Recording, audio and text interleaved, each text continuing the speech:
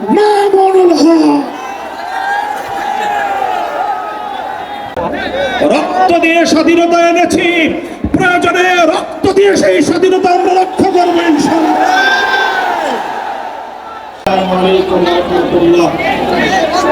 আলহামদুলিল্লাহি রাব্বিল আলামিন والصلاة والسلام على سيد الأنبياء والمرسلين وعلى آله وأصحابه ومن تبعهم أجمعين.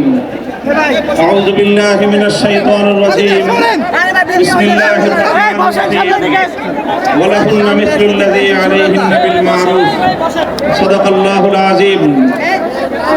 আজ 2025 সালের 3রা মে বাংলাদেশের রাজধানী ঢাকার ঐতিহাসিক সাভার উদ্যানে আয়োজিত, আমি স্মরণ করতে চাই রক্তের আগাজ এই পথ পাড়ি দিয়ে বাংলাদেশ 2024-এর 5ই আগস্ট দ্বিতীয়বারের মতো স্বাধীন করেছে। স্বাধীন বাংলার মাটিতে দাঁড়িয়ে আমরা বলতে চাই, নারী সংস্কারের নামে আল্লাহর কোরআনকে, ইসলামকে যে কটাক্ষ করা হয়েছে, ধর্মীয় উত্তরাধিকার বিধান, পারিবারিক বিধানকে নারী পুরুষের মধ্যে বৈষম্যের প্রধান কারণ বলে আখ্যায়িত করে বিতর্কিত নারী বিষয়ক কমিশন এদেশের সংখ্যাগরিষ্ঠ মানুষের ধর্মীয় অনুভূতিতে আঘাত প্রদান করে।